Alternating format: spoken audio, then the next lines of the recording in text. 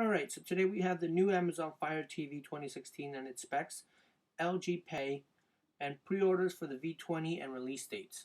Let's start with the Fire Stick. So the Fire Stick, I went through the whole thing, and the main new thing is that it's coming with Alexa, right? But it also did change a little bit on specs. So I was looking at the specs.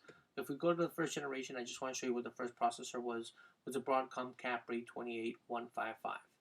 Alright, and it had a GPU, was the same, pretty much.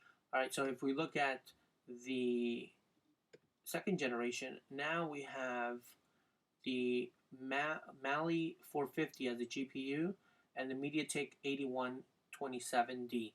So if you do a YouTube search and look for the benchmarks on that, you can figure it out and see how fast this processor is. Hopefully it's good. But the compatibility issue will be a lot better now because MediaTek is a little bit more known than the Broadcom, and there may be some games out there that are now more compatible, so that they may expand the store on that aspect. Also, we have storage, 8 gigs of internal storage, 1 gigabyte of RAM, so it's the same, and it's still running at 1080. That's one of the downsides because right now we have Chromecast, which is a competitor, and it's going to be coming out. The new Chromecast, which is called Chromecast 4K, will be coming out with 4K. So that's the new thing. That'll be great because, I mean, to see it on a little stick like that.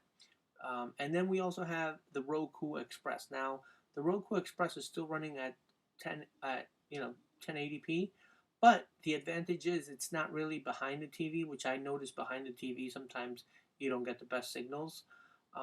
But one of the advantages is it's underneath. One downside or con to it is it doesn't have any weight, so it might pull it down. So let's go now to the Amazon Tablet HD 8. Alright, so I know this has been out, but nobody really knew what CPUs were out on it. And if you look at the old one, I think it was a Broadcom. It doesn't say which brand it is, but it just says a quad-core 1.5 with a PowerVR 6200, right?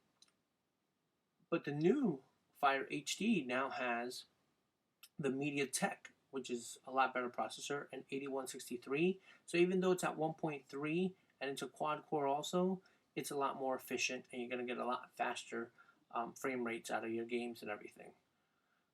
And you're running on 4.1 Bluetooth. Let me see. On the old one, you were running on 4. So you get the efficiency of 4.1 so your battery or your controllers and your headsets will last longer because of the power efficiency as long as it's 4.1.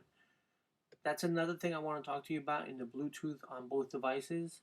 The new generation stick is now 4.0. So if you look at the Bluetooth on it, it's actually 4.1. It says 4.1. And if you look at the old generation, we were barely running on 3.0. So that's definitely changed. The Alexa's changed, which is going to be great to see. Hopefully, I don't know if the update's coming on the old one. We got to find that out. I will let you know. It will be only $39.99, so $40 for this device. It will be coming out October 20th, 2016. And you can pre-order it as of now. Definitely, if you pre-order it, you might even get it a little bit sooner. I have gotten my devices sooner when I did pre-order. At this range, it's kind of around the price of the Roku Express and maybe the Chromecast. Well, actually, no, the new Chromecast that's coming out 4K will be twice the price. It will be around $70. So I guess this is in competition for it.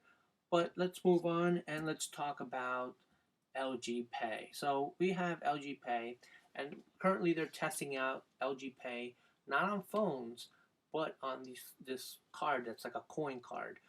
It holds a lot of credit cards on it. It holds debit cards and all that, and you could just change with you see these. You could just change at the bottom where the arrows are, and switch between all the different cards that you have, and you're gonna get here in the LCD screen a little notification of everything that's going on. So if you could name it like one your Chase, one your Citibank. So you name it whatever you want, and then you could switch all your cards. So I know they're coming out with a mobile pay, and they do want to do the magnetized.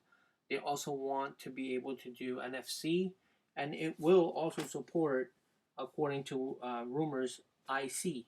So it will support NFC, IC, and magnet strip swiping. But as of right now, they're testing it out with this card, which is called like a white card technology, and they're having a lot of issues and errors. They were reporting that they wanted to release it in 2016, and it won't be available. There's delays till 2017.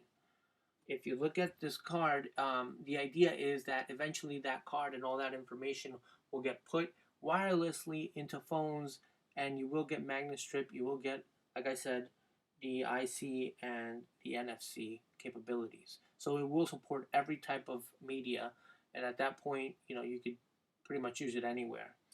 I did find some problems with the Samsung Pay using it at some gas stations because you have to kind of like stick it in for the swiping technology and it won't work there. But who knows? I don't know. Maybe they come out with something new that will make it work.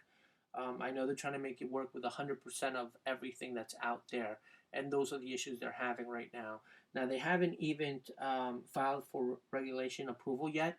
And so I don't see this coming out till like the end of 2017. I'm totally forgetting the dates on the LG V20. So the V20, I mean, we've been waiting for this phone. I mean, look at the renders and all the things that come out on this.